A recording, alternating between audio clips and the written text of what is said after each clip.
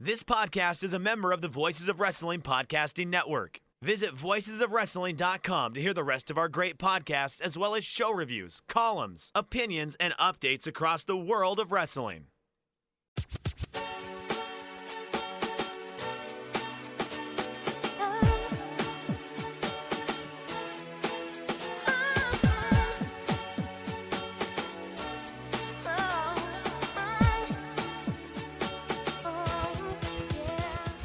This is Everything Elite, the world's best podcast devoted exclusively to all elite wrestling and the elite extended universe.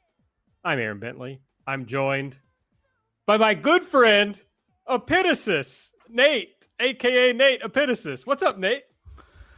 Hello, Aaron.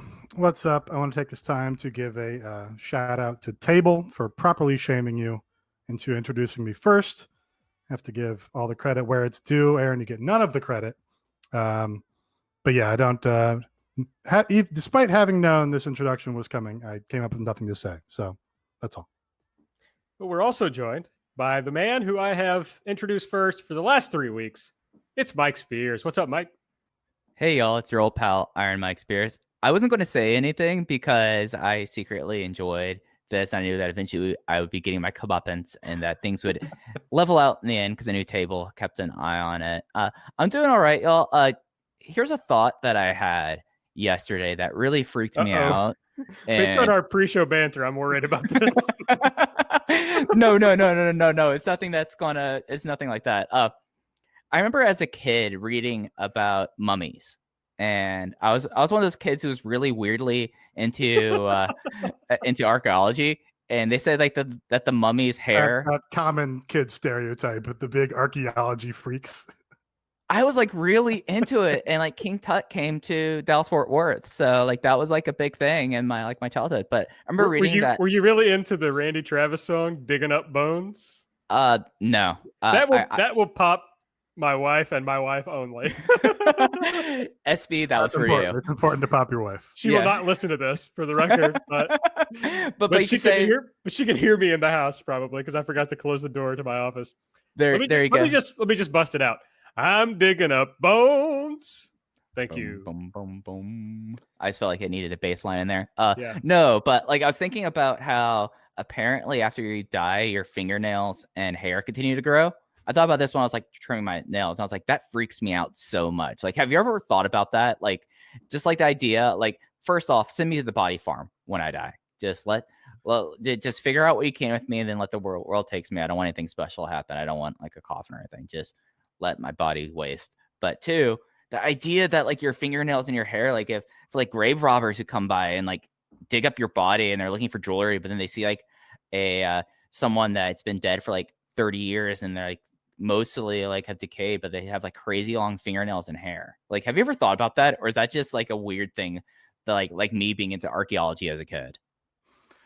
I have never thought about that, Mike.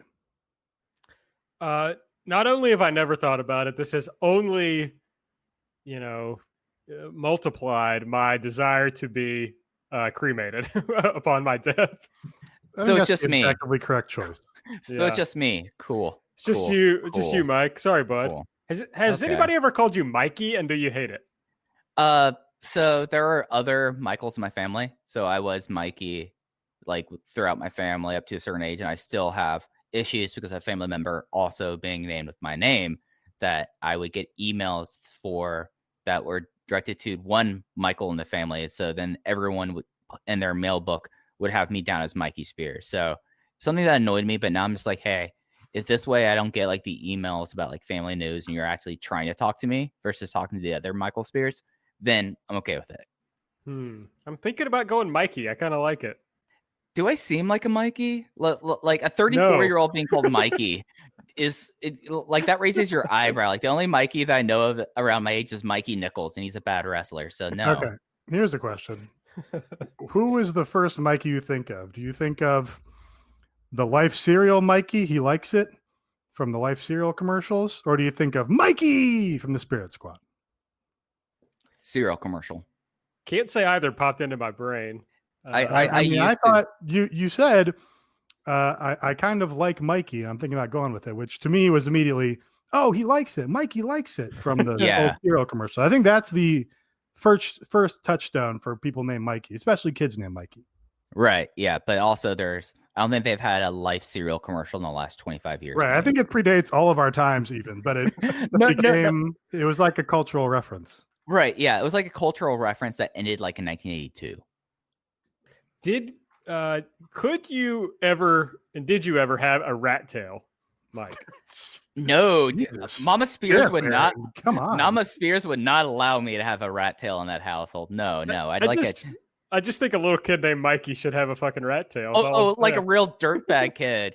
Like, are you imagining like the alternate reality that I just become like a real street tough with like a rat tail, and I have like a switchblade comb that I picked up at my family's trip to Myrtle Beach? Like, is that how you're imagining how Mikey Spears is versus Mike Spears?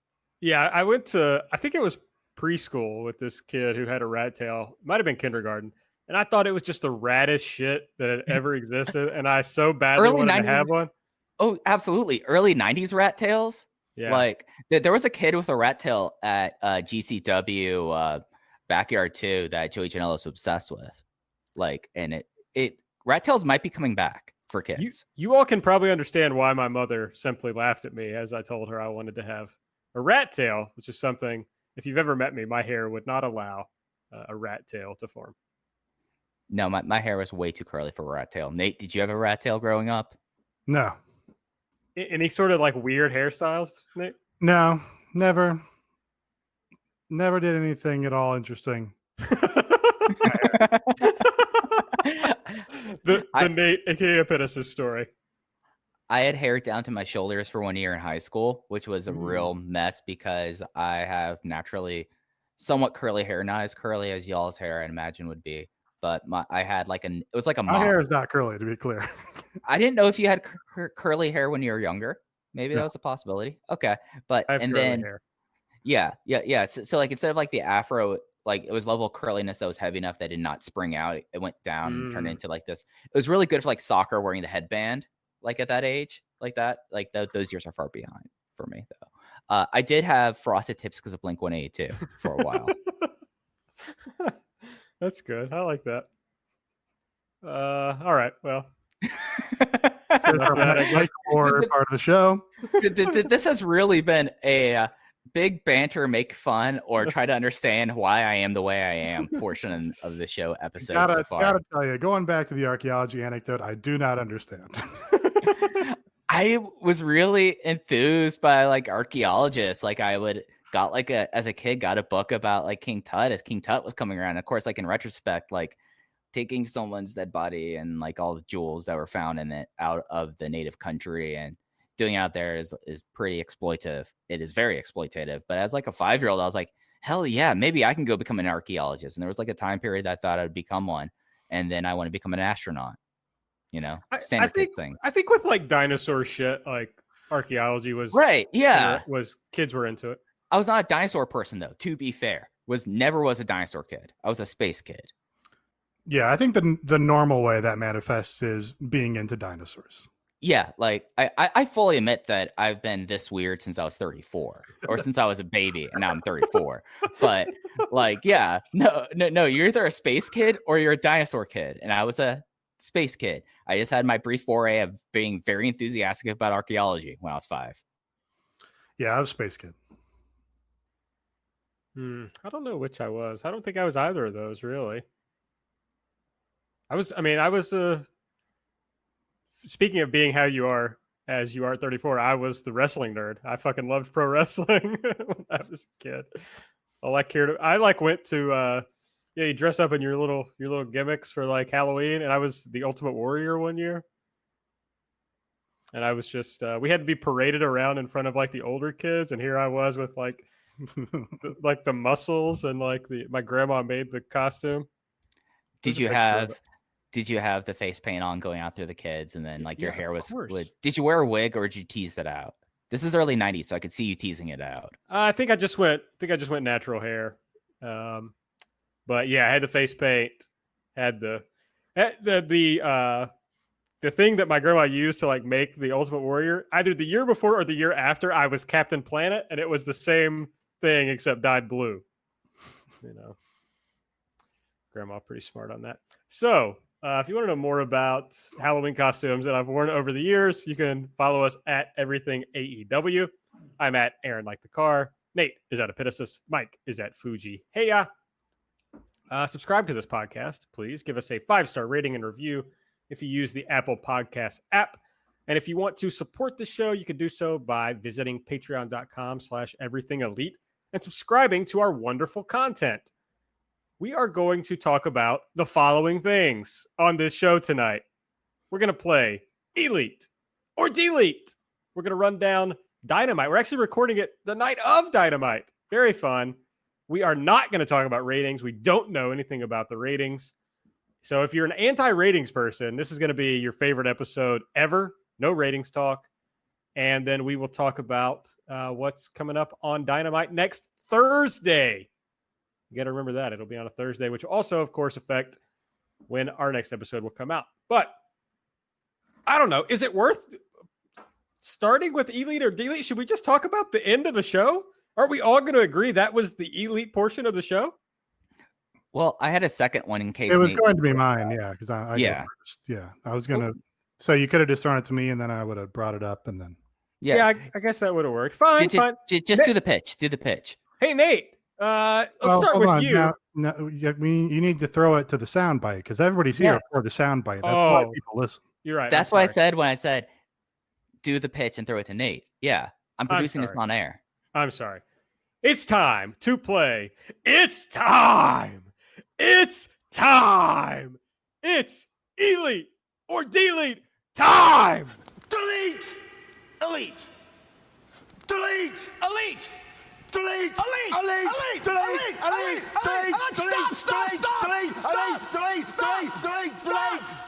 All right, we're Okay, good. great. Very happy to be back from the sound bite here. And I want to amend something I said in a previous show, Aaron, when I said that I feel like you were weirder before I knew you. I want to retract that statement. So this is going to shock you guys. My Elite pick for this episode of Dynamite was the main event and the show closing angle. Mr. Brody Lee coming out here, just fucking laying into Cody, beating the snot out of him, throwing him around, powerbombing him into stuff, fucking laying in big chops and smacks and kicks, and really just brutalizing him. And then AEW giving us the big shocking result that we didn't know he wanted, with Brody basically squashing him, pinning him clean in the middle. No outside help from Joseph Rude, just beating him. And then the Dark Order taking over. There was a fantastic, just like live dynamic sort of TV moment with Brody Lee on the mic, while in the background they had Cody getting on the stretcher there. Just loved the intensity of that. And then they, really put the cherry on top by having the Dark Order brutalize Arn Anderson, rip Cody off of the stretcher, and then Brandy comes out to make the save, at which point the Dark Order brings out Anna Jay, their newest member, to take out Brandy in particular. It was just fucking awesome. Totally came out of the blue, and just, kind of shit that gets you hyped up to hop on a podcast and talk about archaeology. Yeah, I mean, it's been something that I have parallel to EE have been doing a series watching all of Dragon Gate USA in order.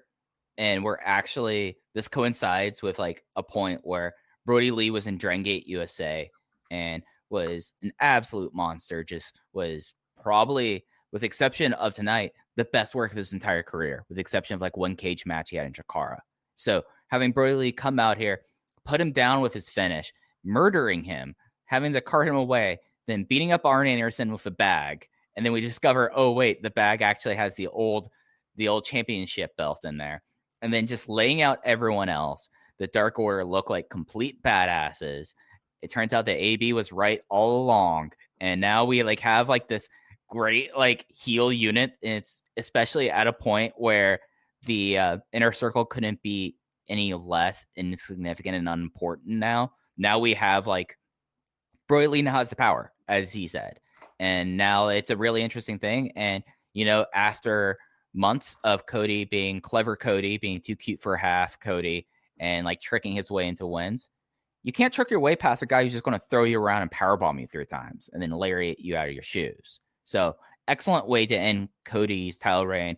Definitely was something that when they were going to get the belt off Cody, like it was always going to be something of like, how deflating is it going to be? Like, is it going to be like the match that makes the next person? And Brody just was like, oh yeah, this match will make me because I'm going to fucking destroy you. Sorry for cussing, but it was amazing. And then like the ending segment, like everyone dies. Like, how can't you love it? How can't you love it?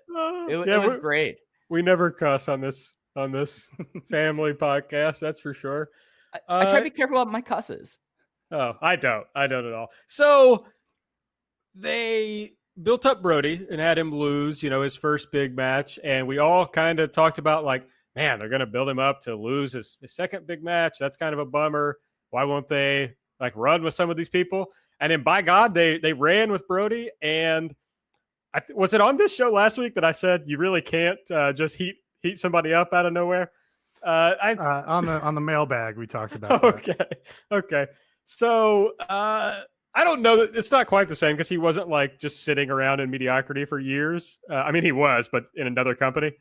But whatever that he was doing before, this erased it all, and he's a big star. And it was great. Yeah, I mean, really, they heated him up on BTE, which is kind of the place that most things that succeed in AEW kind of happen, right? That's where people really started to get, I think, invested in the Mr. Brody Lee character more so than the, Vince McMahon skits that they were doing on AEW television when he first debuted. But BTE is where people really latched onto him. But this match in particular, the Moxley match that he had was really good. Just in terms of they both went out there and were super physical, and thankfully AEW shoots things, I think, in a way that gets over the physicality of matches in a way that WWE doesn't. WWE just feels a bit more removed from the physicality. And Brody was like, I'm bigger than everybody else in this company. I'm going to go back to when my size was an advantage, like, on the Indies, in Dragon Gate USA, in Chikara. And I'm just going to use my size and weight and just throw this guy around and beat the snot out of him. Because I couldn't do that in WWE because I was the same as everyone else there. And he came out and did it. And it was just like, oh, yeah, it's so simple. So I was actually correct in the mailbag because I said, when you're a guy like Lance Archer and you have that natural advantage of being just a monster, you can always get heated back up. And Brody Lee, not to undercut what he did on BTE and the Dark Order has done in particular, but, he just came out, beat the snot out of him. And it's like, oh, yeah. If you just actually beat the shit out of somebody, then of course the match works because it's real. One real positive that I think we see here is like we can think Dark Order has been a part of this company for a very long time. And we've seen them kind of like work their way through it.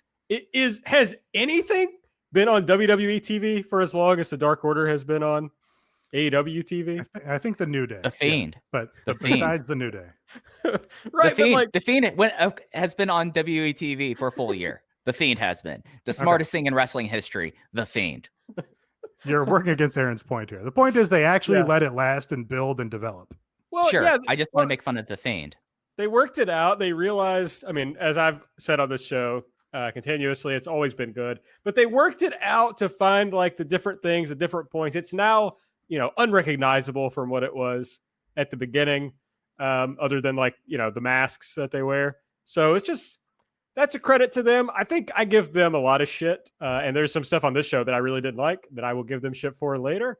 But one thing that I do value about AEW is that they do kind of play things out and try different things and try to see different things that work in a lot of ways. And that paid off here. You gave it to a guy like Brody who could figure out exactly what needed to be done to make it work. And I'm giving him the credit, to be honest, in that he found a way to make it interesting to the mass audience and to also make it like it does. There's a lot of scenarios where you do this same thing and it doesn't work. And the way Brody did it and the way he handled the character, it worked perfectly. Whoever laid all this out did a great job. I thought the Anna Jay thing was just the cherry on top. Maybe that's exactly what you said. If it is, I'm sorry. But I thought it was, sorry, it's stuck in my brain. But it was Hey, when you nail a point perfectly, it sticks Yeah. in everyone's brain. you nailed it because they were doing good little things. You bring out Dustin and QT, so we know they can't come out to make the save because they've already been dispatched. That's good. And then Brandy's then you're like, how is this going to go? And then boom, it just like, there's Anna Jay to take care of it. No Colt Cabana out there, right? No, I don't think. Yeah, Colt Thought must about just this. not have been around. Maybe. I will say this is like sort of an aside because it doesn't really matter to the success of the segment. But Brandy's character is just all over the map because Oh yeah, she was the babyface in this tag team with Allie, and then the tag team just became a real thing instead of a setup. And then she was the heel in that team, and then as soon as that's over, she's back to being Cody's, babyface wife who's sympathetic to him getting the shit kicked out of him. Just really never any clue what's going on with her from week to week. I mean, not a whole clue about what's going on here from segment to segment. Like the match beforehand. I mean, it's something that they could have had the moment of Brandy like trying to shield her husband, and they go out on that note, and it would have worked. But like the idea of, we're also going to make someone that is like a huge prospect to us that we hired, knowing that she's going to be someone we're going to put time into, and have her choke out Brandy Rhodes after how Brandy Rhodes has been presented over the last month or so. Cherry on top. Like that. Love that turn of phrase. Yeah, I really, that was an interesting thing because obviously Brody was made, by the match and winning the title, but giving Anna Jay that spot last was really like, hey, keep your eyes on her. We're doing something with her. Right. And they really, throughout this episode, did a great job of restocking the women's division. Though I can't say that I want to see Brandy versus Anna Jay. Hey, Brandy had a good match. She did have a good tag match. That's true. She was in a good match. She was in a good match. Maybe the Dark Order needs a second woman so they can do a tag team. But hey, yeah. Dark Order Tay Conti throwing it out there. Yeah, TJ. Oh, TJ. Oh, yeah, that should happen. All right. Well, I guess we've talked that out. So, Mike, there's one other person that should join, and that should be their COO, Big Red, the Rude Awakening, Joseph Rude. I knew nothing about, so I didn't read the spoilers. I kind of stayed out of a DM that we're both in where there's a lot of spoiler talk, but I kept seeing Joseph Rude over and over, and I had no idea what that fucking meant. If you, like Aaron, did not know what the fake spoilers were that were on Reddit for a time, it was that Eric Rowan would debut with the Dark Order as Joseph Rude and win the title for Brody. The highlight of which was like just a description in the Reddit post that quote unquote, he looks insane. So we all talked ourselves into the insanity of that and just like, oh, fuck it. Yeah. Eric Rowan, let's do it all in. But I think this ended up being better, as funny as that would have been. I mean, there's still time for Joseph Rude to show up and look at just absolutely crazy. So my elite thing on the night was I was a huge fan of the post-match thing that happened. So Darby Allin defeated Will Hobbs, and then Taz called out Ricky Starks.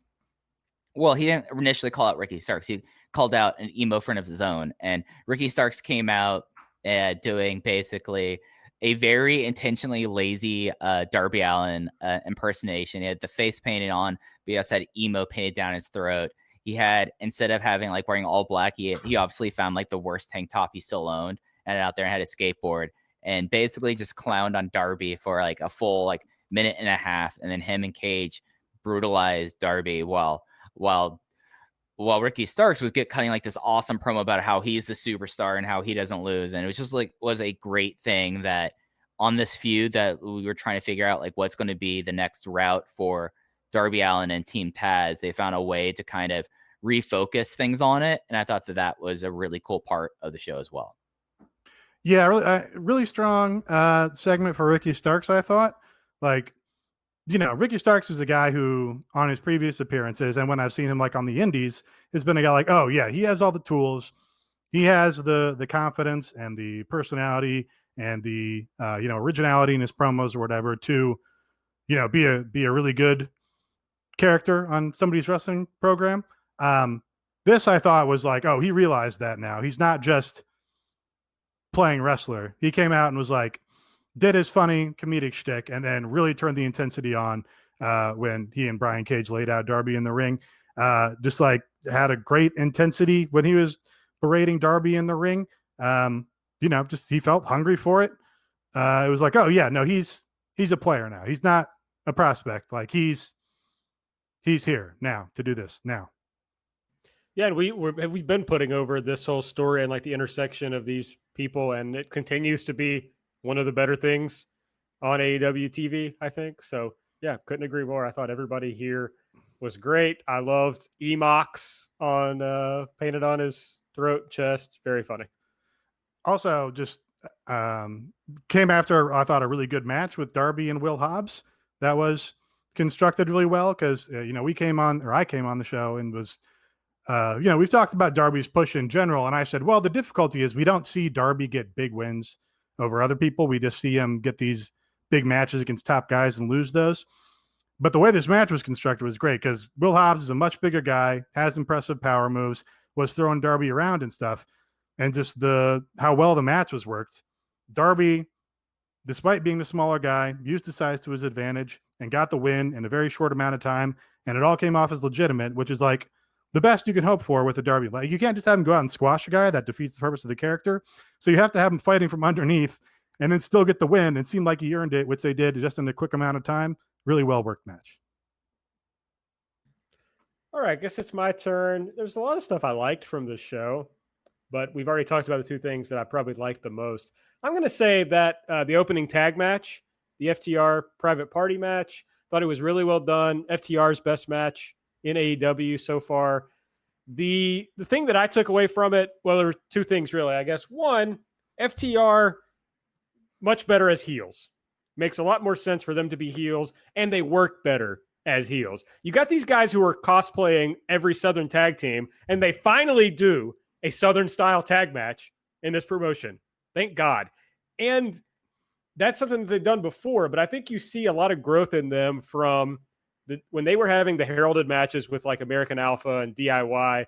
They would basically refer to Southern style tag matches like, oh, look, we're cutting off the ring and doing all this arm work, but the arm work would play nothing or play no role in the rest of the match. So they kind of knew the broad strokes of what they wanted to do, but they didn't really have an idea of putting it together. The whole match made sense. It was smart. Everything they did looked good. It all played into what they were trying to do. Very good match. I thought the finish was a little flat, but people in the Discord were going crazy for it. So maybe it's hard to do the live watch chat and watch the show, so I might have missed something. But other than that, I thought this was a really excellent match. Yeah, I called it the best Private Party match since the one that they had with the Young Bucks. And I think working to that FTR style helped them there because they weren't trying to do these super ambitious ideas, that they kind of got lost in maybe in like the Lucha Brothers match or the Best Friends match. Here it was like, oh, we're just going to work a straight ahead tag match rather, and like illustrate what's appealing and what's good about straight ahead tag team matches. So yeah, both teams showed up.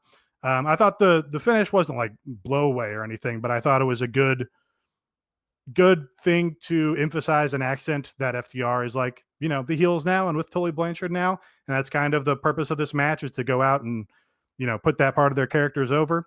So yeah, match delivered and did everything it needed to do. And I thought both teams kind of came away better from it. Yeah. And as y'all mentioned about Private Party, this is the kind of matches that Private Party needs to have, especially with how we've seen how basically they've been on the first year of TV.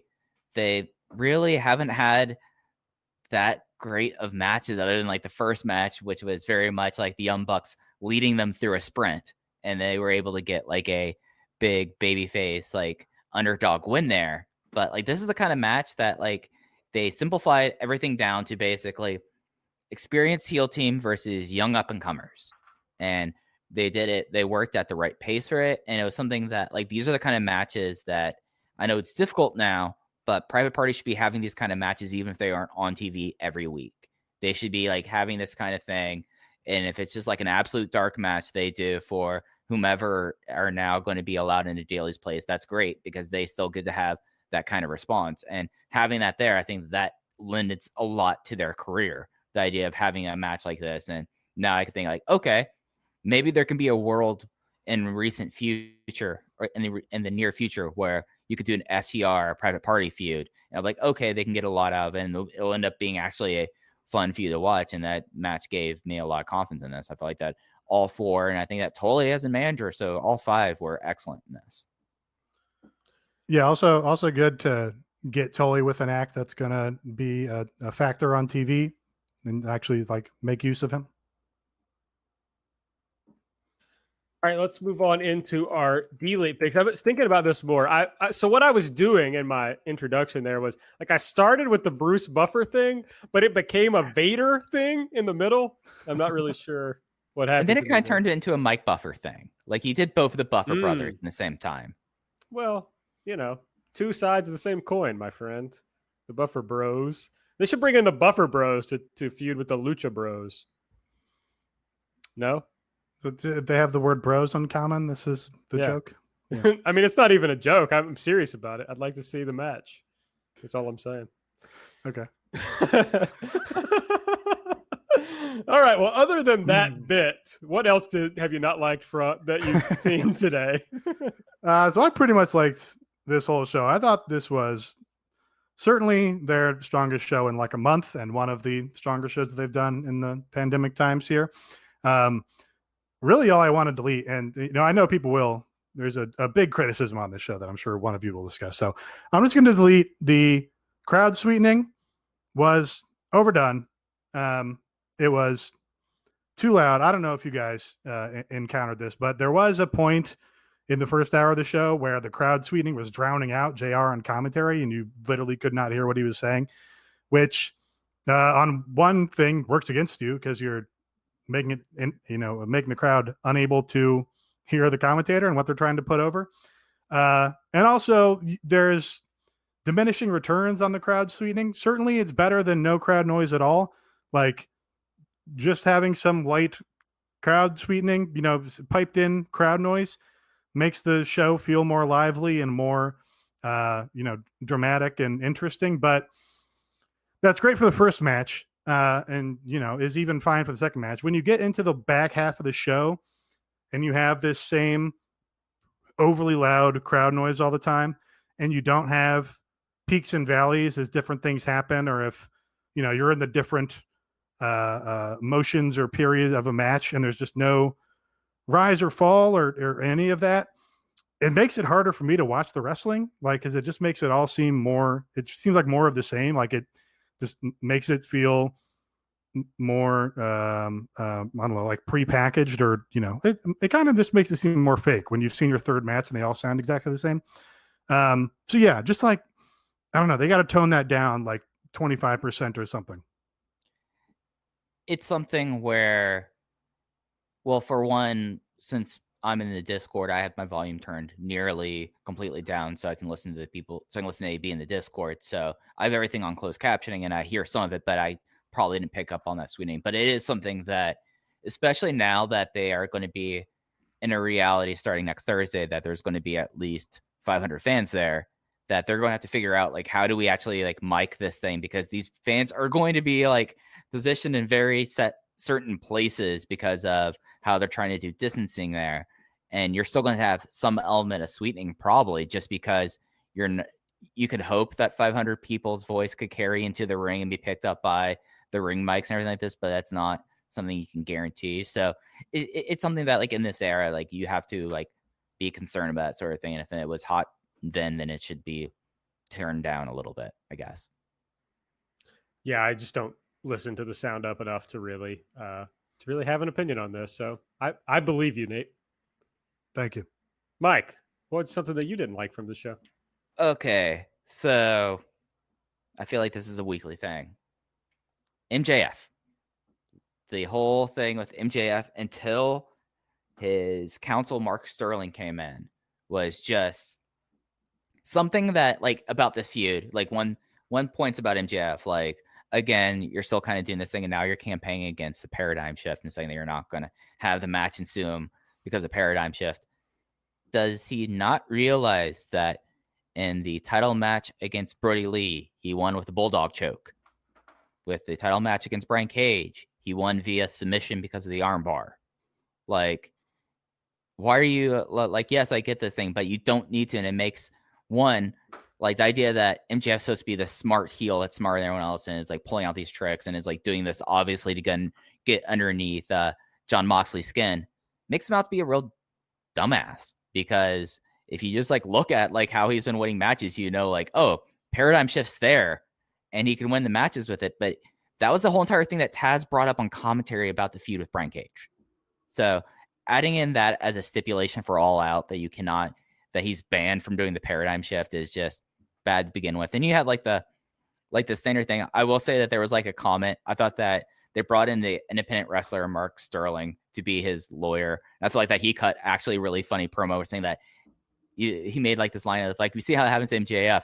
This could hurt Wardlow, and Wardlow like stood in the background did like this glance of like, no, this won't hurt me. And I thought that was kind of funny. I thought Sterling kind of brought it around focus, but I still think like the whole idea about doing a match where Moxley's finish is banned when 2 out of the 3 last title defenses was not based around him winning with the paradigm shift is just very bad. And it's something where this feud is just something that there are ways they could have booked this feud, and this is certainly a way to book this feud, but it's not helping out MJF, and it's, if anything, I feel like it's kind of bringing down Moxley from how Moxley is looked at as champion.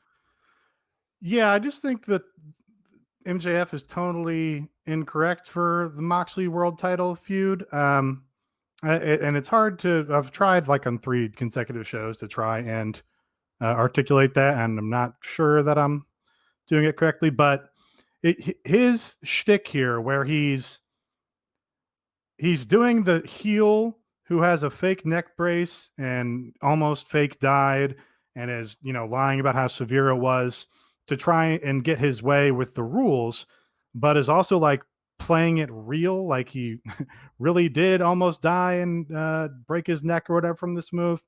But also it's like only real to a level because it, still seems like kind of a practiced, effective but practiced WWE promo style. And it just doesn't, Moxley's coming off this feud with Cage that had Taz cutting the really direct and authentic, promos with some meat to them. And Moxley cut a great promo on this show in a pre-tape. And MJF's just, it seems like it's like you have the Moxley universe over here with Taz in it and John Moxley. And it's just it plays a little closer to reality. And MJF is coming in over here from the Orange Cassidy and Chris Jericho universe where it's a little more fake pro wrestling. And they don't mesh well to me.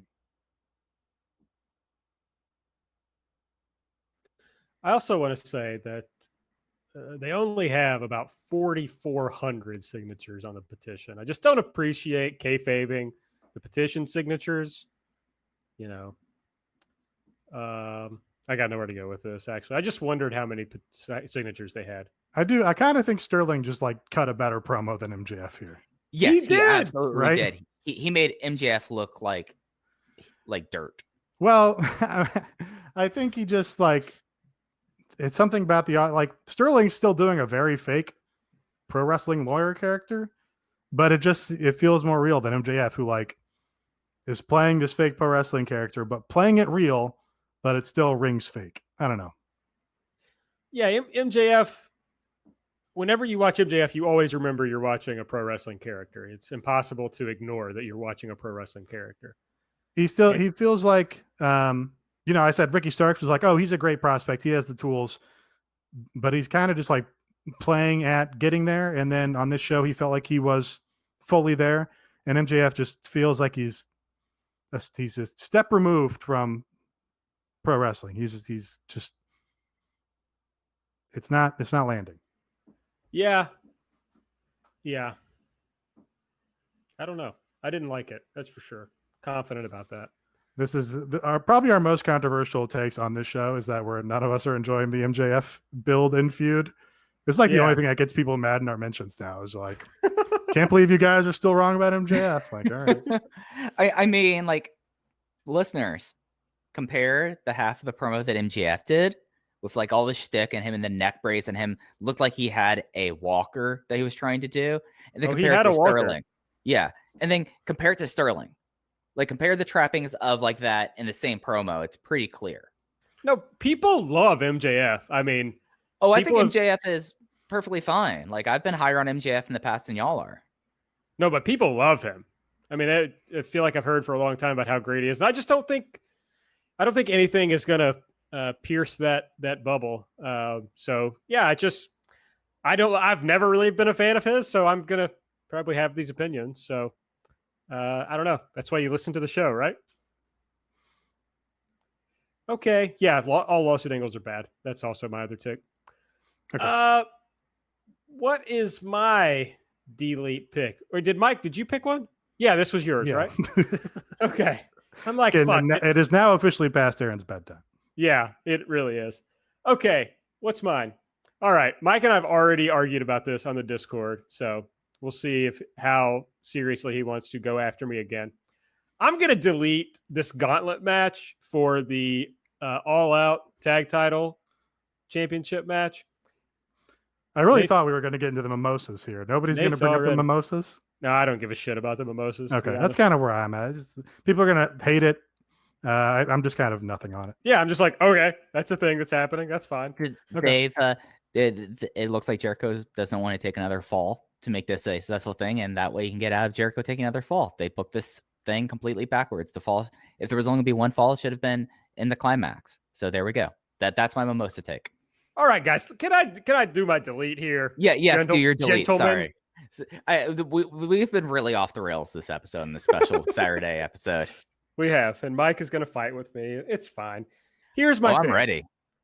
They do this over and over and over, where you have these rankings, you have stories, and still you do some big gimmick match to set up your title challenger. Okay, if this is going to end up, well, either way, if it ends up with FTR versus Omega and Page, or if it ends up with the Young Bucks versus Omega and Page, there are built-in stories for both of those matches to happen. There's no reason to create some convoluted way to get there. Just do pro wrestling and get there, for the love of God. Now, will this match be fun? Yes. Did they do this little backstage promo where they added some fun little motivations for it? Yes. But that doesn't mean it has to exist. It doesn't. Delete. Okay. So this is them using the rankings in a good fashion.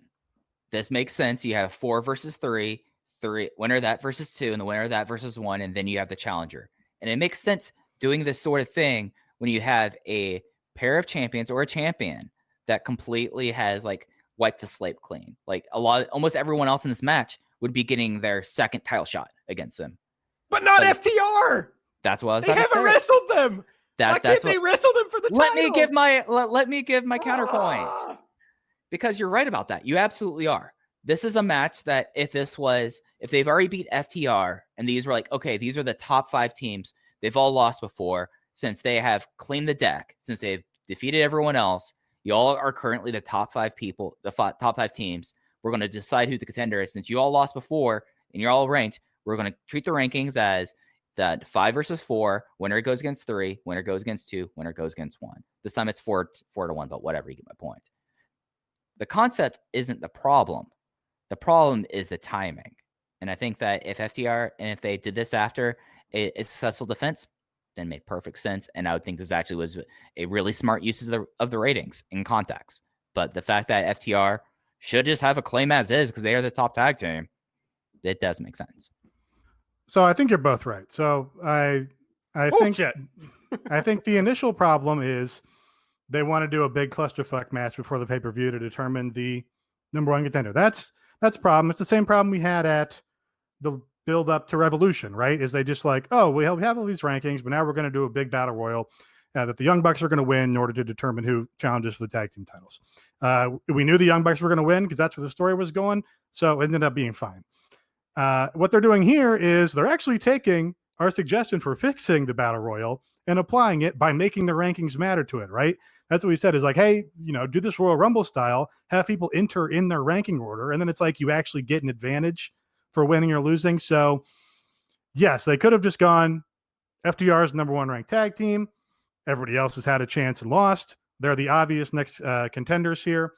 But they instead, I think, wanted to do kind of an exciting match and wanted to really give FTR the boost of saying, you're going to get a really big win to build you up for your title challenge, probably because they're going to win the gauntlet and then they're probably going to win the titles.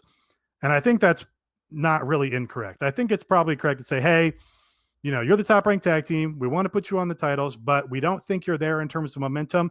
So we're going to have you beat every other team in the gauntlet, basically. And I think that's kind of fine to do. And, might even be a good idea. But I do think, again, they kind of did it backwards because it makes sense to do a gauntlet match to sort of establish or to meet out your rankings that way. But the whole tag team division has been, every team gets a shot on TV for no reason for the last 2 months or whatever. So it's kind of, it kind of chafes or, seems like a contradiction that way because they haven't put that much effort into it for a bit. It also serves the purpose of, from the positive side, of saving those matchups for FTR. Like you could have just had FTR beat these teams and then they get the title shot. But this way, if they're going to win the titles, you save those 2-on-2 matchups for the future. Now, I will say I take anything positive about this back if the last part is Young Bucks versus FTR. That's something you really have to save up and build to. And if they do it in this gauntlet match, I think that's a huge mistake. Yeah, I don't think you could defend that whatsoever. That's a money. Would love to see like the Lucha Brothers beat the Young Bucks and then FTR beat the Lucha Brothers. Yeah, that makes sense. Yeah. Okay, well, let's run down the rest of the show that we haven't talked about yet. We will, I'm sure, return to the Church of the Demo God next week. Well, I don't know if we will, but we'll see how all the ratings play out. We will see. I'll just say, basically, if it turns out to be great ratings, then hey, you ended up advertising this well, and maybe you found a new carryover audience. If it's bad, well, you got moved to Saturday night. Like, there's really nothing you could take from this thing, as long as it's not like 100,000 people watching the show. There's really like nothing you could take out of this, in my opinion. As long as there's not a giant letter writing campaign to TNT about whatever this bullshit is on After My NBA, then I think you're fine. Yeah. I mean, like this is a wash week, and I think you could also see this with how they put together the show, where there was the rare tape show where they had picture in picture nearly every commercial break, and I feel like it went past 120 minutes as well. So it made sense. So. Yeah. So. But no, I'll have a sermon probably prepared for our special Friday session. So yeah. What's going to be funny is if they had like a big number at the start because of people still from watching the game, and then it just fucking craters. That'd be kind of funny. Okay, so at the start of the show, as we talked about, FTR defeated Private Party. Dax pinned Mark Quinn with the fake Goodnight Express. I already did my take that I've. It did look really good, though. It's a great looking move, although they did steal the name. Yeah, I just hate the name of it. That's my problem. John Moxley cut a promo here. He says MJF talks about him a lot. He's used to it. He does this weird wife guy thing or anti-wife guy thing where he says he could just ask my wife if he wants to know about my faults. Huh? Sounds like a joke you would make. Yeah, a joke I would make. Yes, yeah. Absolutely. But like Mox is a badass. Right, that's true. I do like 3 podcasts.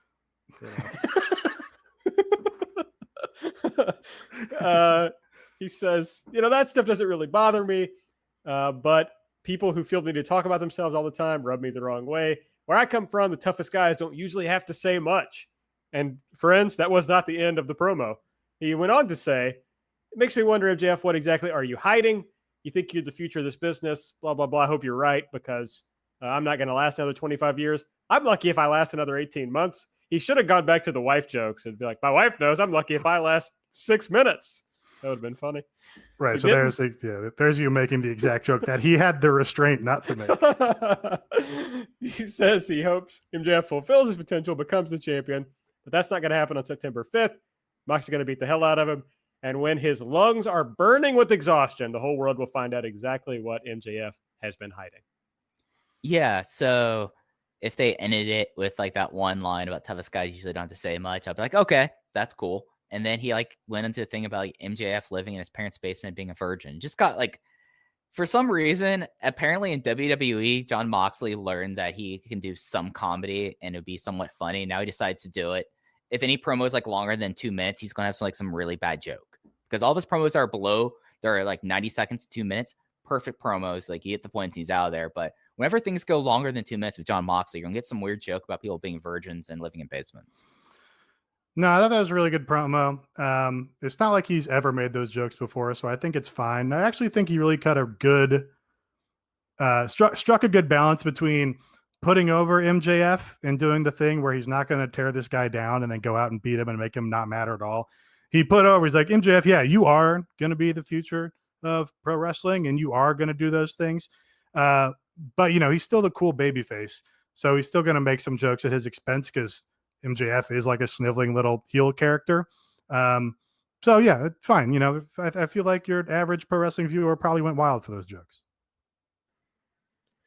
Next up was the MJF promo. He said Napoleon, and I just wrote and others, but apparently Castro was one of people he mentioned. And some people on Twitter apparently got like shoot mad about this, which is very funny to me.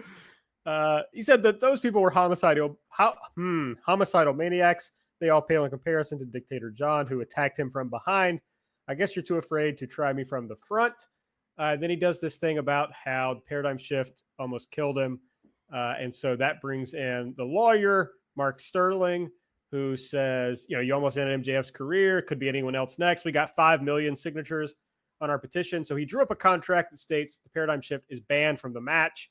Why wouldn't Moxley sign it? Why would he need one little move to beat one guy? Which, this part was like really well sold. Like, it was really good. He said if he doesn't sign it, he's going to sue him. That's when it went off the rails. But there was some really good stuff in this promo from the lawyer. Next up, Jurassic Express and the Natural Nightmares defeated the Lucha Bros and the Butcher and the Blade. Jungle Boy rolled up the Blade for the win. After the match, Eddie Kingston comes out. He's taking it back to, the late 90s, I guess, with the... Maybe taking it back to 99? with the shirt half on, which is really quite a look. And he says, basically, hey, we were all on the indies struggling together, but now we're here. Why are we fighting each other? Why do you think neither of you guys are tag champs? It's because you've let yourself become divided. Everyone come with me, and everything we want will be ours. Then they all hug in the middle of the ring, and the camera catches Eddie give a big sitcom wink right in the camera. Just fucking beautiful. Yeah, I think I could probably speak for all this. This is probably, if it wasn't for that last segment, this would probably have been the best thing on the entire show up until like the last segment, because Eddie was awesome in this promo. The way that he catered it to everyone was really kind of funny. And then like he had like Phoenix look like Phoenix was going to snap on him, which was really kind of funny. He's like, no, we're going to hug now. We're going to hug, turn, bink, huge wink. It was tremendous. And then the match was fun too. Like, this was a fun 8-man tag. This would have been like, this is the honorable mention elite pick of the week. And I'm kind of surprised that when we got down to it, that this wasn't chosen. Yeah. I came on the show after Eddie debuted or had his little tryout and was like, Eddie can do it all. And you saw that here. He's like cutting a semi-serious promo and still getting in like multiple laugh lines, like shouting out TNT's catchphrase and doing a big comedic wink at the camera, but it all just totally works because he plays it perfectly. So yeah, this is interesting. I will, you understand maybe Pentagon and Phoenix here because Pac is probably not going to be around for a while. So it's like, hey, we have some superstar wrestlers. Let's give them something to do. That's probably a good idea. I'm a little annoyed that the Butcher and the Blade, the bunny's just gone now. The bunny is dropped. The bunny's not coming back. And that just ended up going nowhere. So that's annoying to me. But this is a very funny 5-some. And maybe it builds to Pac coming back and Pac being like, hey, what the fuck's going on? And then we get Death Triangle versus the Butcher, the Blade, and the boss, Eddie Kingston. That was off the top of the head. So don't think I thought of that ahead. Yeah, no, you're not wrong about that. And I'll have to be honest, as probably the biggest fan of Pac around, as Aaron can attest, as I screamed, "That's my dad" into Aaron's ear as he came out at All Out, that you can watch on YouTube right now. I don't think you'd hear me shout that out, but Pac sat out for like 18 months before. He's okay with sitting out for a while. So having Eddie around for Lucha Bros makes perfect sense. And to be honest, if Pac comes back as a singles competitor, he's going to be fine. I mean, he came back from 18 months last time, became one of the best in the world. Maybe he comes back after whenever this is all over and becomes even better. And then you could have the trios thing you're talking about, or Pac can just go do his own thing, you know. But now I might go try to buy a Death Triangle t-shirt because I'm sure they're going to be on sale pretty soon. Mike, you do have to, you got to train those vocal cords a bit because I'm pretty sure we can hear your brother Drew on the Double or Nothing tape. Really? You could hear him shout out Jack.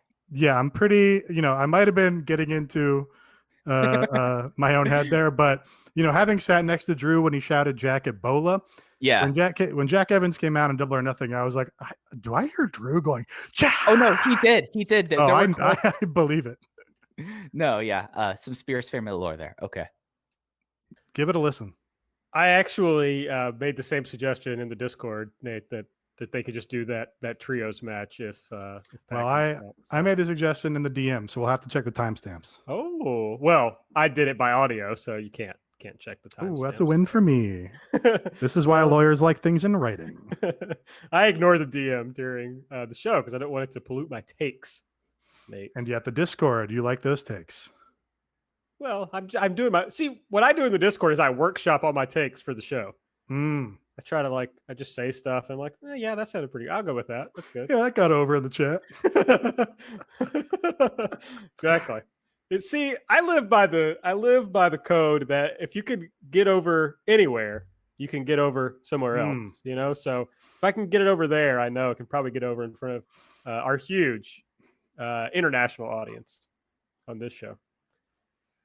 Britt Baker is with Rebel. They're at the gym. Penelope and Kip are there too. They're kissing. And Britt's concerned about their kissing because that's a way that you spread disease. And I mean, that's fine. So she offers them free dental care for 1 year if they help her take care of Big Swole. Big Swole has a contract for a match, but it doesn't say what kind of match. So she asked Penelope to join her and Reba as a trio. And then Penelope kind of hesitates. So she says Reba will do her makeup for a year for free. And that pulls Penelope in. I complained, or we complained, or there's been a lot of complaining that there's not enough women on the show or not enough women on the roster. And it's just like, no, they have women available on the roster. They're just not using them or giving them enough time. So it's like, why has Penelope not been up and down this television show when, she's capable in the ring and has star potential, and she's back now. So that's good. Yeah, that's why just defending the booking of this company's women's division just blows my mind. Oh, it's just they don't have anybody. Bullshit.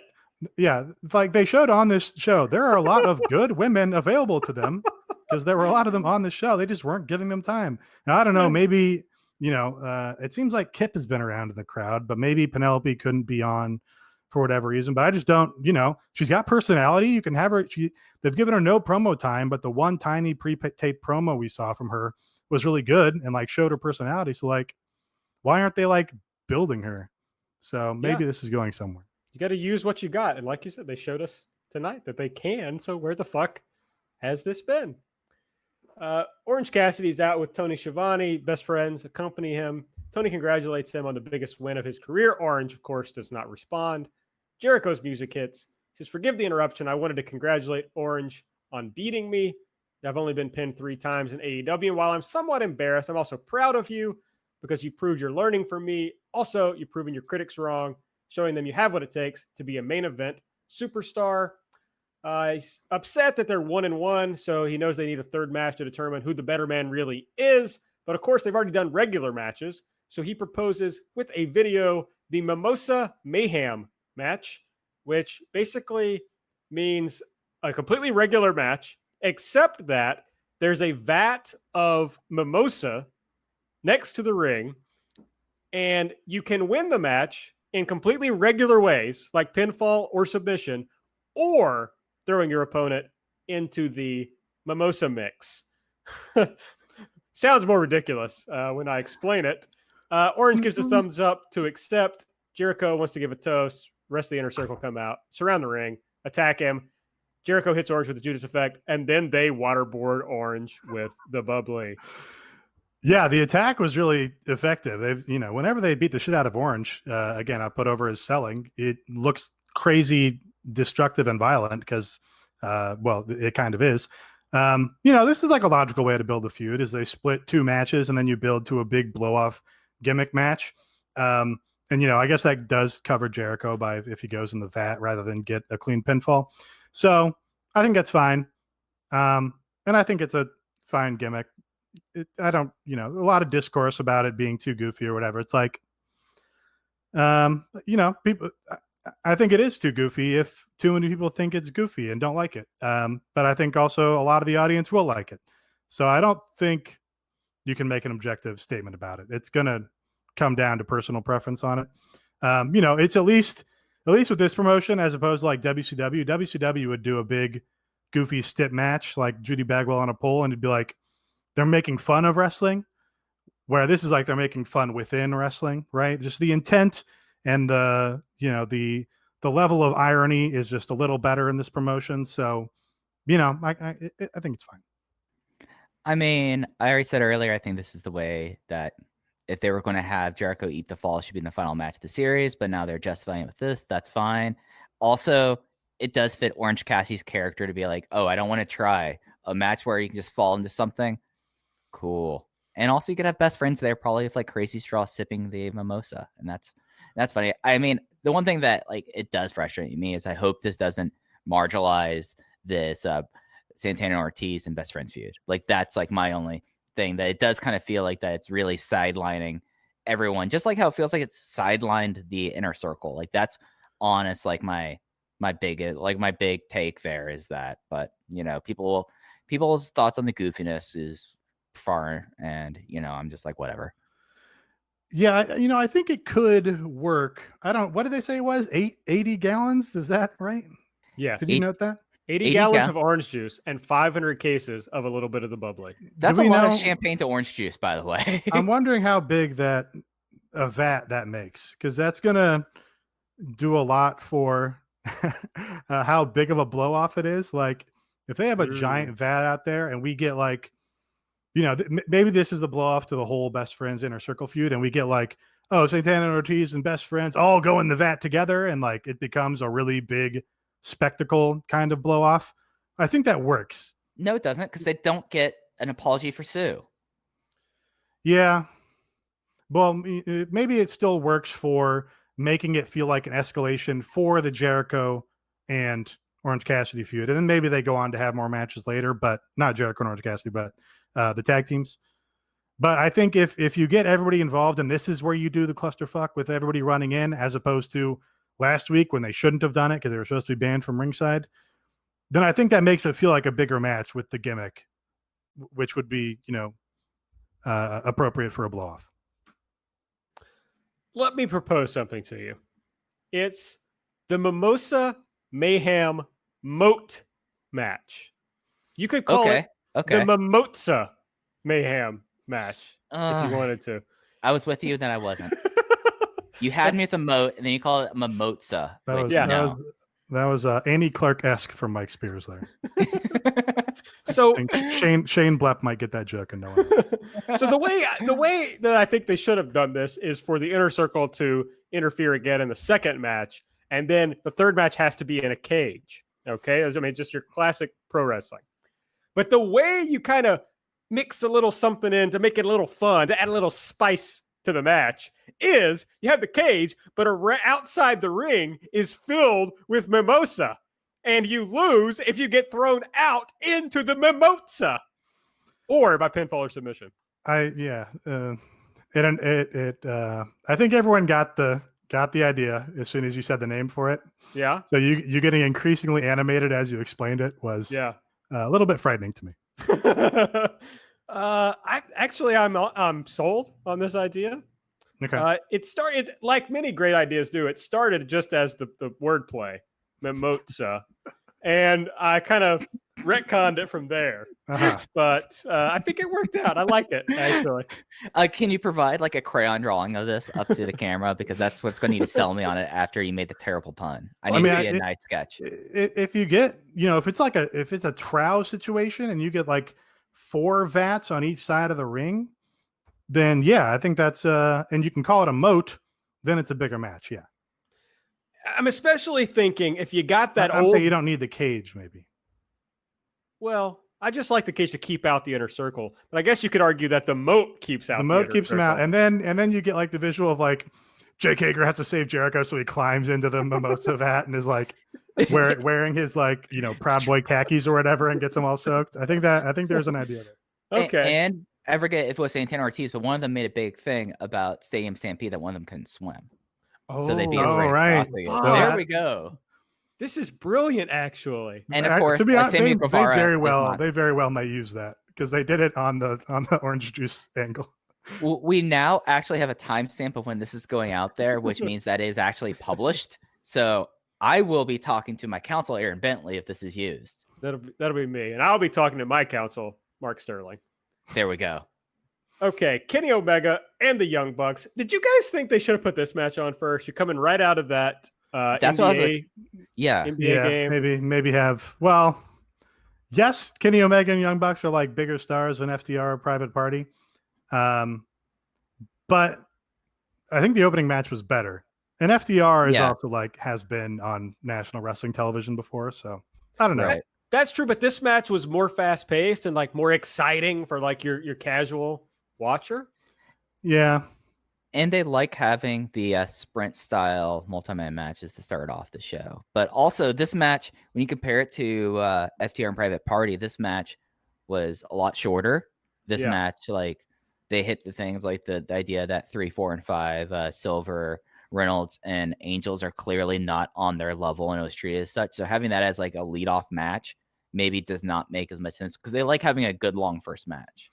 They do. They do. Yeah, I don't think there's a wrong choice there. I will say they brought back in this match with the Elite. I don't recall them doing in a while, which is they set up these like killer finishing move sequences where they do one of their finishers right into another finisher, and really just kill the guy at the end. Like they would do that with AJ Styles and like the hollow point into double super kicks into blah blah blah into Styles Clash, and like I think there's that element of like the shit kicking Young Bucks who just have like cooler finishers and super kick people all the time is like a big facet of why they got hugely over in the first place. So I think it was good to bring that back and remind them like, oh yeah, these guys are like theoretically killers. Yes, just to make sure we've said this. Kenny Omega, the Young Bucks defeated Alan Angels, John Silver, Alex Reynolds. Kenny pinned Angels with the one-winged angel. After the match, Kenny continued his thing of keeping at it after the bell rings, and he went after Angels, but the Bucks intervened and cooled him down. So something going on here, folks. Next up, we had Alex Marvez with FTR. He announces the gauntlet match for next week that we've been talking about. He asks why they have Tully. They say to be the best, you have to learn from the best. And they say a bunch of other stuff. But then Hangman interrupts. He's mad about last week. Cash says that had nothing to do with you. The Rock and Rolls disrespected us. And Dax said, I know you're mad about the knee thing, but I had to work the knee thing to see if I could trust anyone. And the only ones who came to check on me were you and Cash. So he knew he couldn't trust the Young Bucks or Kenny. And then he does this thing about how you stepped out of the Young Bucks' shadows by beating them. Now, if they win this gauntlet match, you're going to step right back into their shadows. So they're just still trying to play the Hangman FTR thing. And I thought FTR was good in this, but it makes Hangman look like a huge fucking dumbass. Like he's drunk. He's drunk. Right. I think that's the out is they placate him with a beer and he has an alcohol problem. So I think that's like their out. It's just like he came in all fired up and then they gave him a beer and he settled down because he's again has a drinking problem. So I think it kind of gives him the cover there. But what kind of tolerance does this guy have? One beer is enough? Well, he had a jack. He came in with a jack that he had already been drinking.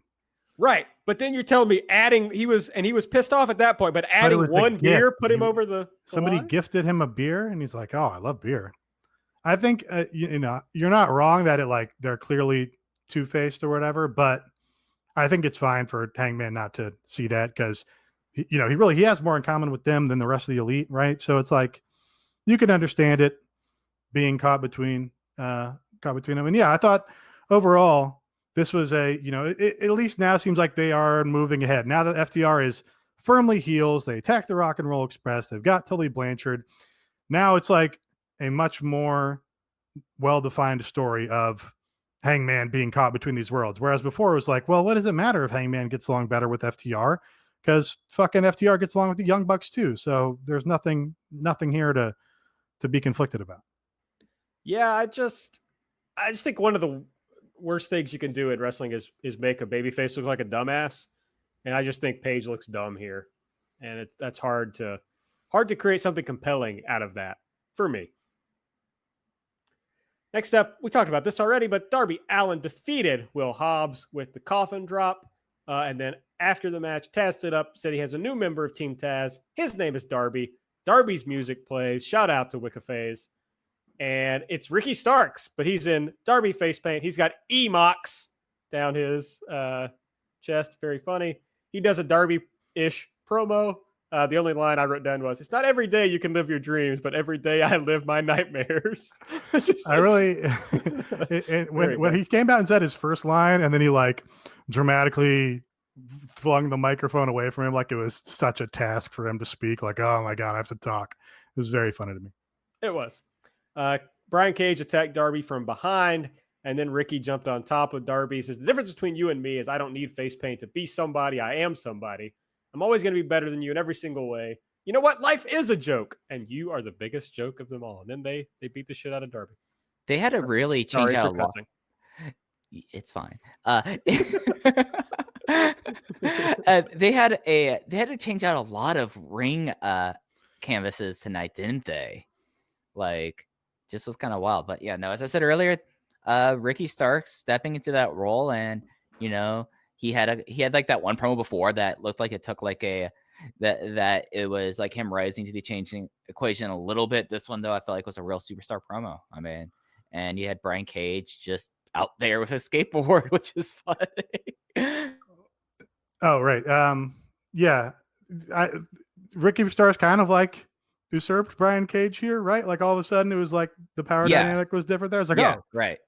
Wait, Ricky Starks is on top of this now, which is, you know, when Taz is able to leave commentary and get back to promoting for Brian Cage, I think it'll be fine because he's there's a reason he's his mouthpiece.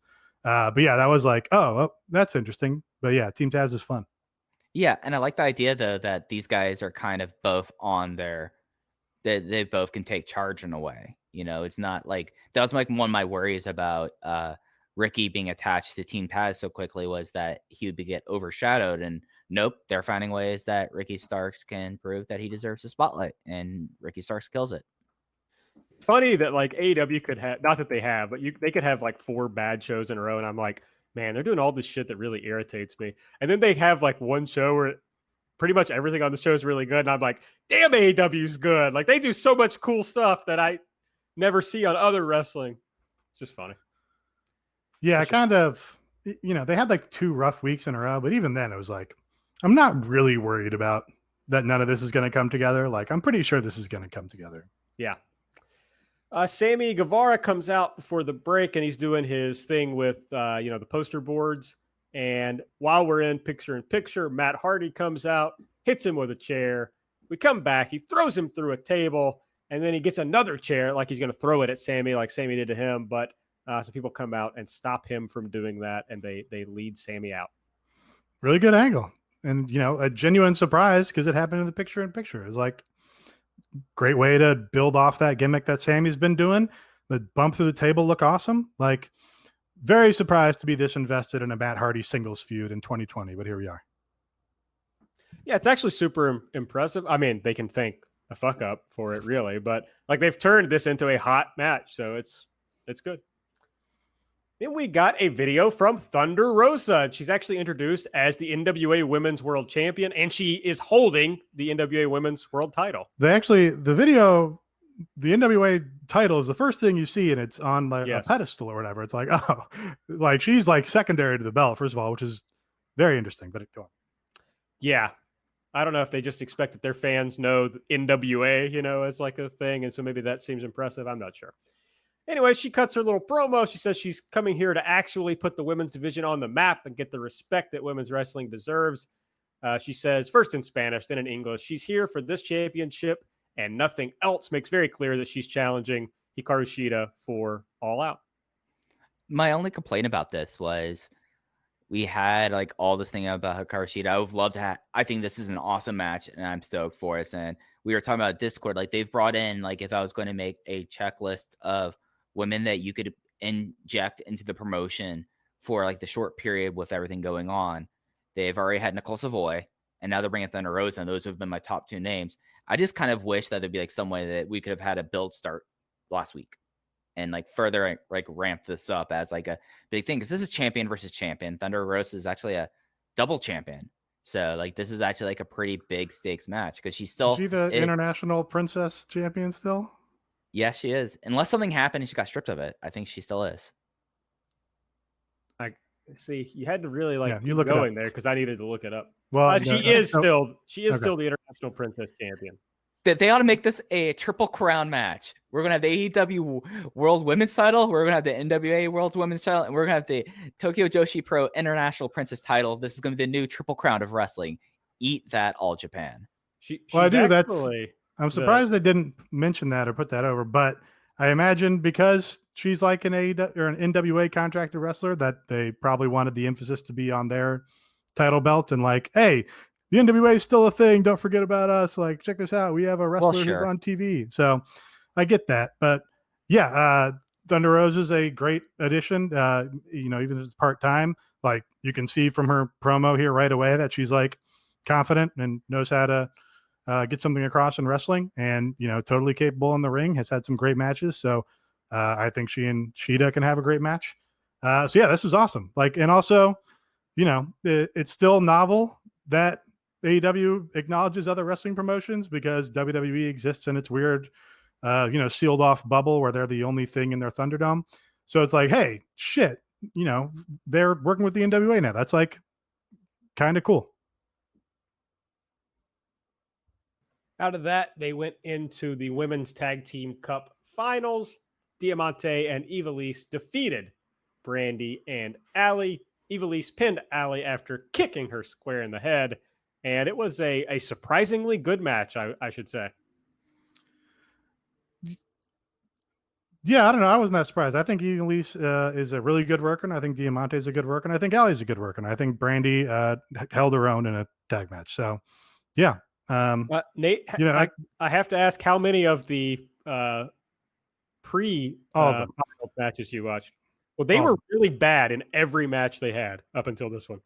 I don't agree with that. I think they were pretty much passable. But I've seen Ivelisse have quite a few good matches. So, I think she's on that, maybe not top tier, but I think she's on the upper tier of women's wrestling in the U.S. So, again, we don't know these women to be under contract. So it's kind of cool to be like, oh, the team with the two established talents didn't win this tag tournament. That probably they shouldn't have won if we're talking about in-ring performance or whatever. That's kind of like a fake metric, but I don't know. This was a surprising result, and I was like, oh shit, that's cool. They won. They're probably sticking around to do things. That's neat.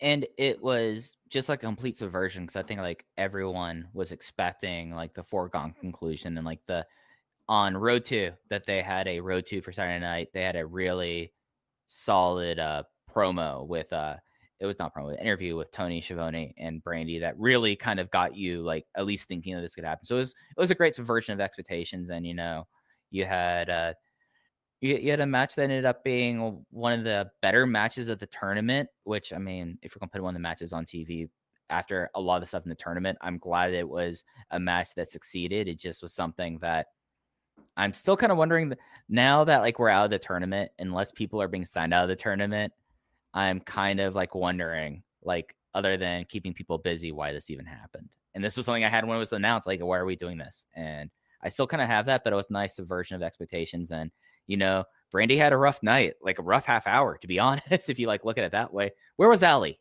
We do not know where Allie was. Did we talk about this earlier? Allie was not at the final angle whatsoever. Did Allie abandon? Cody.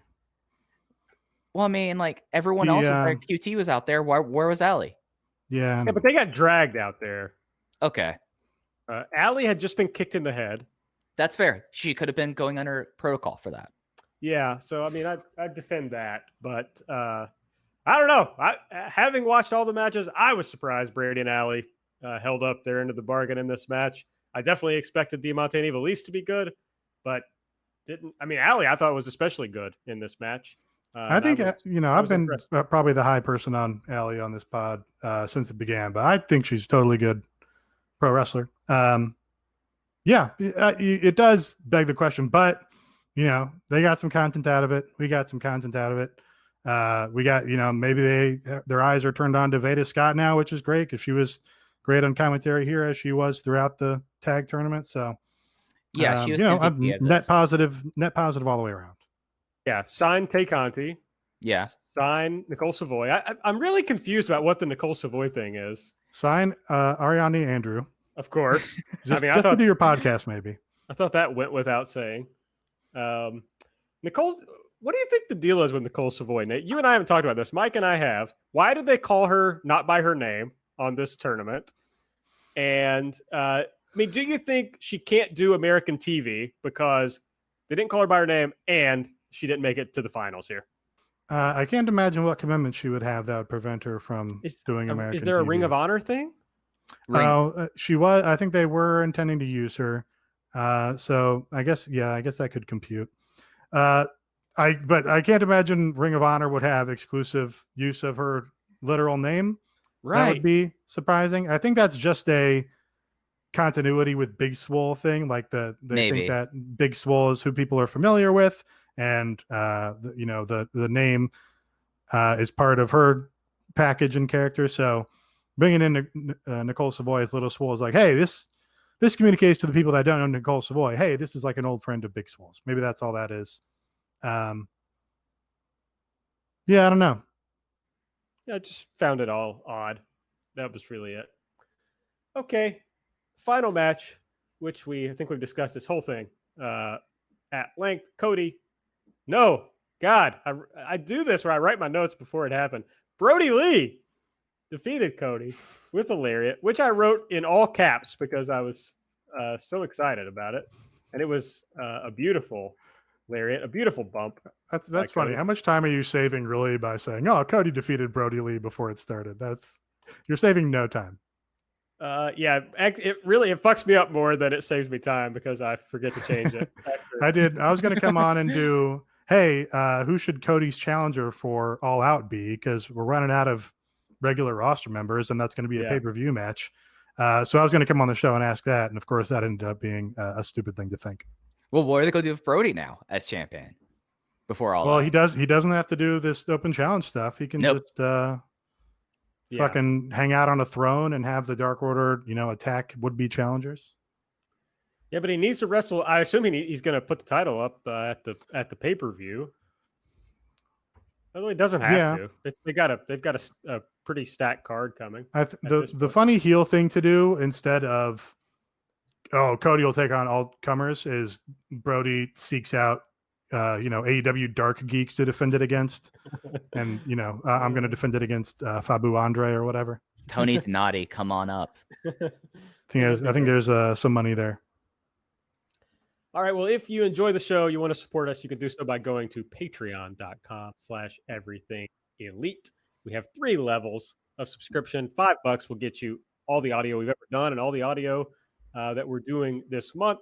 On Monday, we dropped the mailbag, only the second time we've ever done a mailbag episode. It was a lot of fun. We had a lot of good questions from our patrons. We do light every Wednesday. Well, usually, actually, no, we still did it on Wednesday. We still did it on Wednesday because I'm a creature of habit and incredibly type A. We preview Dynamite, we review Dark and any other kind of content like the Women's Tag Team Cup. And then Nate does the vlog content, usually BTE, always BTE, and sometimes some other things. On Monday, we got Mike's Big Indie Weekend coming. Yeah, baby. With a special guest, right? It looks like we're gonna have a special guest come on as like a extra thing towards the end. But so I did this last month because that was like the big first weekend of independent shows since COVID hit, and now this month was even more crazy. And I found a show that not a lot of people are talking about, but it's an incredibly insane show that happened last week. So for sure, I have reviewed Violence and Suffering and No Justice, No Peace, which was the insane show that just like, and there's a really crazy article about what happened before the show even happened. Earlier today, I watched the Back Label Pro presents the Family Food Dude presents Pro Wrestling show, a show that was really good. And then, and it would have been better if someone didn't decide to become the Twitter's main character yesterday. And then also there's going to be 2 other shows tomorrow that I'll be recording, and then I'll have a guest on. Then we'll wrap up the weekend. And it's already an hour of audio. It might end up being a several hour thing, but I like talking about independent wrestling, discovering new guys and seeing new wrestlers. So it's a fun time. This is going to be the Showa of podcasts. The Showa era? The Showa era? I don't get the reference. No, there's like, isn't that the name of the show? It's like an 8-hour. Yeah, it's over 9 hours long. It's a French documentary about the Holocaust. Showa. Oh, now I know what you're talking about. I thought you were referring to like the Showa era. I thought you meant the 60-year Showa period of Japan. No, I'm sorry. I was talking which about I think would have been a better reference to make, honestly. A 9-hour documentary was all the thing I was making. Also on the Patreon, I've been doing, although we've been delayed due to COVID issues, but daily Stardom 5-star Grand Prix audio. I've already done 4 shows on that, and as soon as they run again, I'll do more of them. So if you want to keep up with the 5-star Grand Prix, it's the best place to do so. So check out patreon.com/everythingelite. Next week, which is going to be on Thursday, August 27th. Is that right? That's what I've written down, but is that the actual date? You're good. It's Thursday. Yeah. August 27th. We got Chris Jericho on commentary. We have the gauntlet match we talked about to determine the tag challengers at All Out. So that'll be Natural Nightmares versus Young Bucks. Winner of that will take on the Best Friends. Winner of that will take on FTR. We have a mock MJF contract signing. We have Britt Baker, Penelope Ford, and Rebel versus Big Swole. And then we have a tables match with Matt Hardy and Sammy Guevara. Not sure why they're not holding that off to the pay-per-view, but here it is. Yeah, they love gimmick matches on TV. It's very funny to me that Chris Jericho is still using the Le Champion moniker when he is no longer the champion.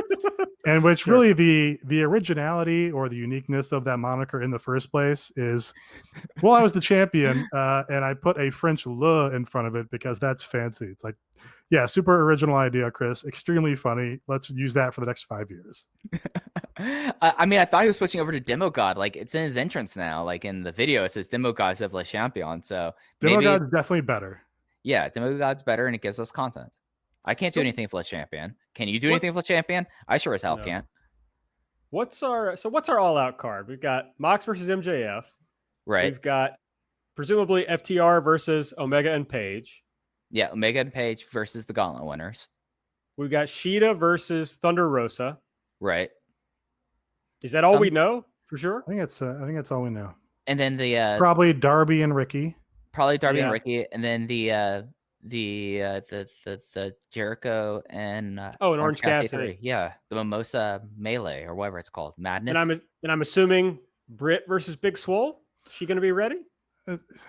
I mean, this sounds like they're trying to. She was so laid up. It's hard to imagine that she's back and ready, right? But I mean, that looks like we're getting there. What she said from the beginning, right? Was she was going to be ready for All Out. So right. And I haven't heard differently, but we'll see. Do we have any? I don't know. I don't really have a lot of takes, but do we have takes on ticket sales? So they're going to be doing 10% capacity at Daly's Place, 500 fans.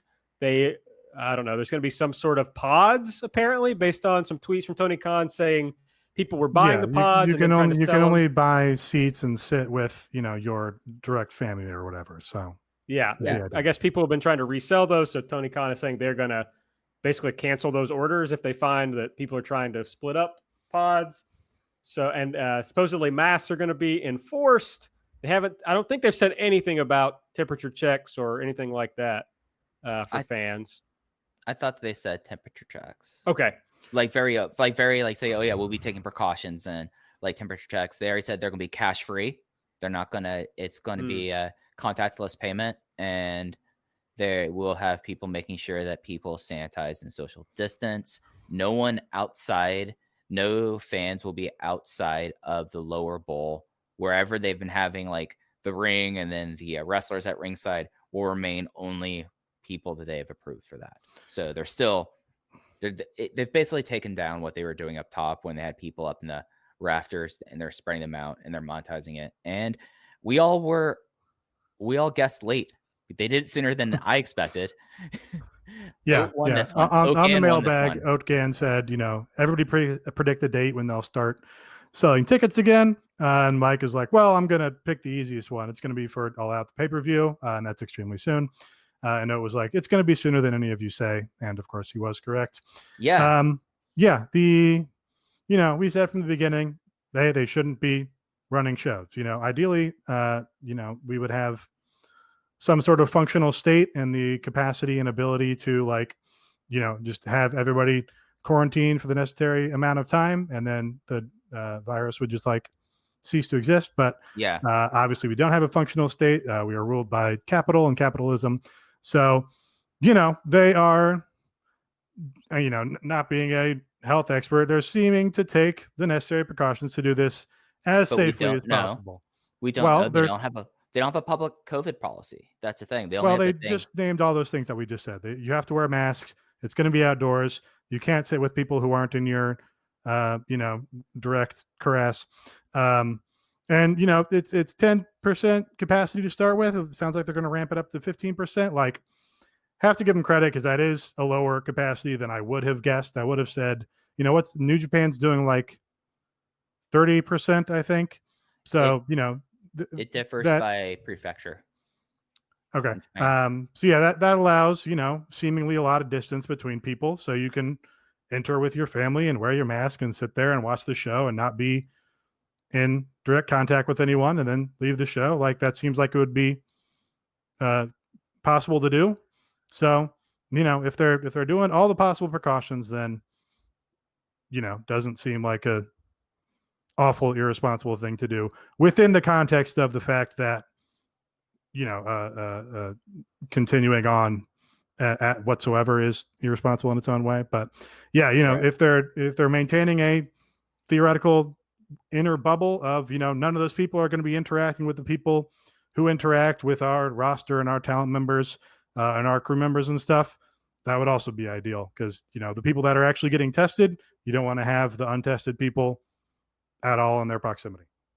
I mean, I still don't think this is a true protocol. I mean, New Japan has released a full document of this is what happens here. We've only been able to parse out what their thing is, and now they've opened up to the public in Florida, the state that currently is worst hit by COVID, and in Duval County, which is only now coming out of a second peak. And that's why I say it's still a public emergency. And that's why I said yes, they've announced this, but they still don't have an actual protocol that is public, whereas other companies do. And I've said this. I guess I don't understand the distinction between a list of rules for how it will be done and a public protocol. Well, have you seen what New Japan, Dragon Gate, Stardom, and DDT have put out as full documents of this is what happens for wrestlers? They've put out multi-page documents, and all we've had is, they're tested, and we test them again, and they go through testing.